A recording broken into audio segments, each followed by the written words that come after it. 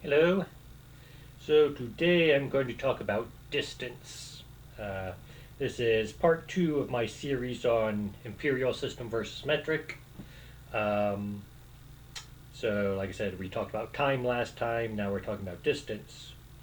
And so we have the basic foot, yard, inch, mile versus centimeter, meter, kilometer. Um, we could go way back into ancient times and start looking at cubits and spans and roods and stuff like that, but I don't know a lot about those, and people don't really use those anymore, so we're not going to even bother with that. But we're looking at these two. So one of the reasons the metric system got started was that there were so many different units going around, and so King of France decided he wanted a let's simplify this. And that is the one advantage, or one of the advantages of metric, is that it was an attempt to simplify things, which I'm not against that. So, for distance, the first suggestion in 1790, someone suggested, let's have the length of a 1 second pendulum be the unit of distance. And 1 second pendulum, basically it does a second a stroke. So on a full cycle, it's doing 2 seconds. So 1 second, 2 seconds. Um, Not a bad idea, other than the fact that pendulums aren't all the exact same. It's true, clock making was somewhat, it wasn't entirely new, but it was somewhat standardized. So there were, I guess, to some extent, standards, but it wasn't 100% standardized. So to say that that was the best idea wouldn't be true. Um, that said, it wasn't a bad idea. What we call the meter today is actually close to the length of a 1 second pendulum, but not all pendulums were equal, let's say. So it, there were problems with that idea. 1791. Someone got the idea. Let's do 1/10 millionth the distance from the North Pole to the equator, passing through Paris. Again, it was the French doing this, so they used Paris as their place to pass through, and that'll be called the meter. And that's approximately the same length as a 1 second pendulum, so we got that going for us. Um, so they did it. They made that the meter. So we go back to the whole metric is better because imperial is based on random stuff and metric isn't. Okay, well, why 1/10 millionth? Why the Earth? Why only halfway around the Earth? Well, actually, 1/4 of the way around the Earth. Why not go farther than that? I mean, there are all sorts of questions. We can still say metric is still random. We could have chosen all sorts of different reasons to make the meter and have it still not be quote unquote random, or be as not as non-random, or I don't know how to phrase it exactly. I'm just saying in general, the meter itself was still chosen on a random thing. Um, Now we can make it more precise. So for a long time there was a rod, uh, palladium iridium, I believe, or platinum iridium, I think, with two marks on it, and this was the standard meter. And they would make copies of it and send it around, and people would, have copies to use, so they didn't have to go to Paris. And this was good, except for like the English one got destroyed in a fire, so they lost their regional meter and their original pound, or don't know if there was a meter or their foot. Anyway, but they lost one, and so there was that problem. So let's can we do this any other way? So in 1960, we were studying light, and the spectroscope had been invented. And so let's make the meter. Let me get this Call up my notes here and get this here. 1,650,763.73 wavelength of orange-red light from a Krypton 86 source. And this is spectroscopic notation 2p sub 10, 5d sub 5. Brilliant. Um, and basically, they didn't redo the meter. They just took the standard meter and said, how many wavelengths of light is this? And okay, so now we have an exact thing. And so the meter is no longer random. You know, it's got 0.73 wavelengths of a light in it, of a specific light, which it's random. It's still random. If it was non-random, then we'd have an exact number of wavelengths of whatever light. But for some reason, modern scientists look at this and say we can define this as a specific thing, and therefore it is no longer considered a random measurement. I disagree. Um,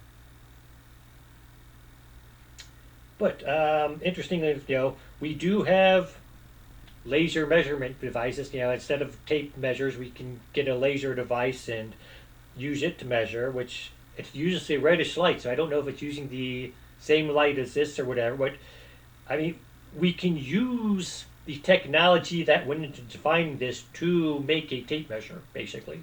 Um, so that's at least one interesting fact about this. Then they actually changed the definition. The official definition in 1983, they changed it to the distance light travels in a vacuum in 2,997,200, actually no, 29,979,748 of a second. So if you got a light force and an atomic clock, you can throw away your tape measure because you can measure a meter with this.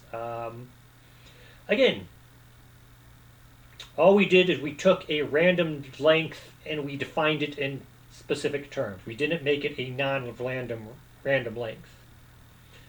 And I'll admit, feet and inches and all that, those are random.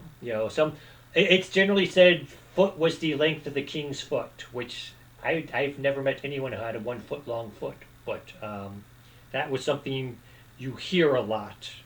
I don't think it's true. I think wouldn't surprise me. I should have looked this up. I just thought of it, but foot.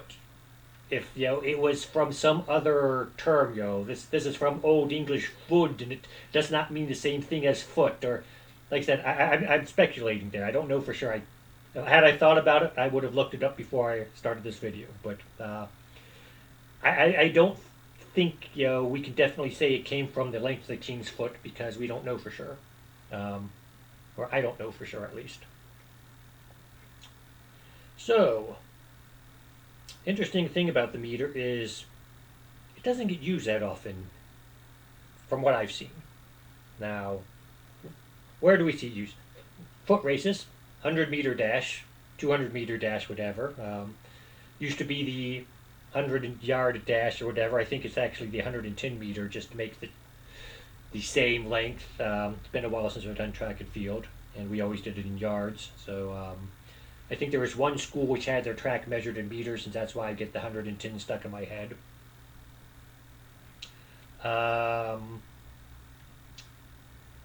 Recently, like I was in Canada recently, and they had clearance for this.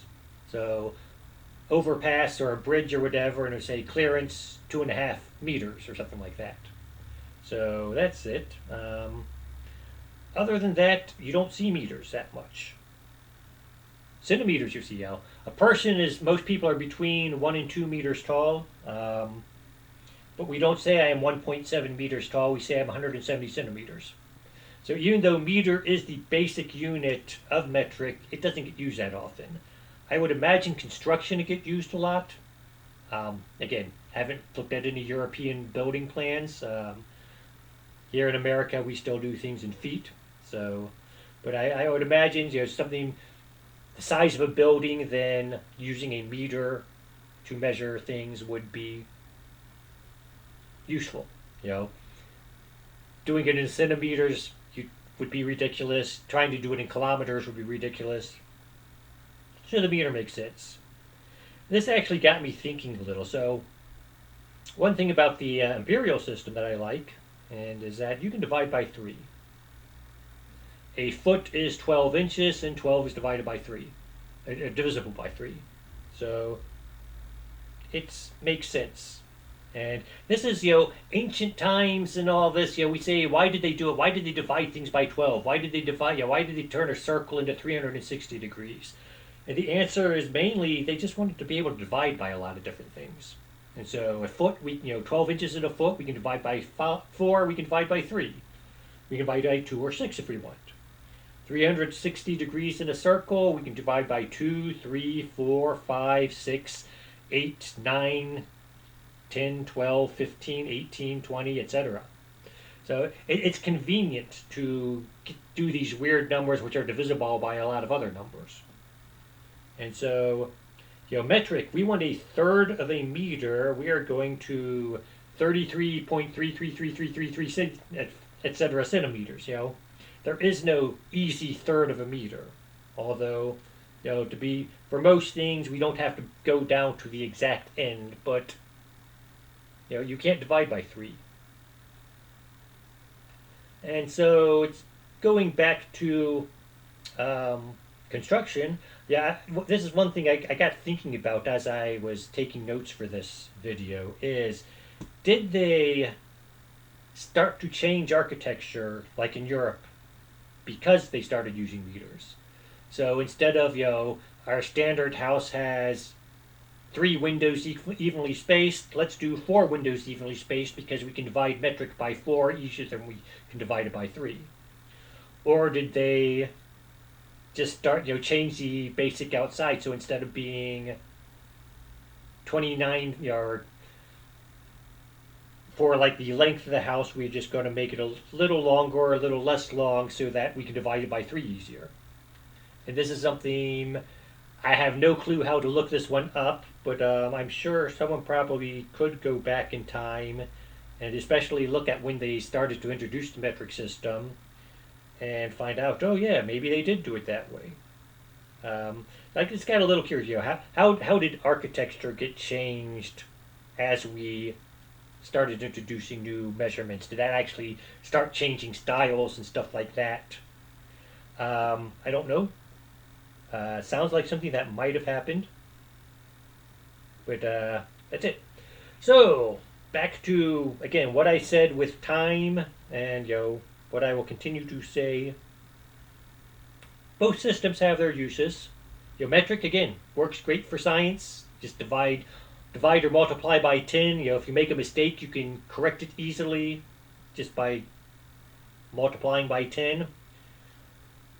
But for day-to-day stuff where you might want to divide by 3 or you might want to divide by 4, then Imperial does have its uses. And so saying one is superior to the other, I disagree with. Saying that metric is non-random, I completely disagree with, because I just proved, all we did was we took a random distance and then we put a specific length to it. I can do the same with Imperial, An inch is 2.54 centimeters. Multiply that by 12, you've got your feet. And I can say that is so many wavelengths of light, or that is so many, fraction of a second the speed of light would travel. So by that, Imperial is no more random than metric is. And so that's it. Like I said, just wanted to talk about that. We will be doing more on metric later, but until then, have a nice day.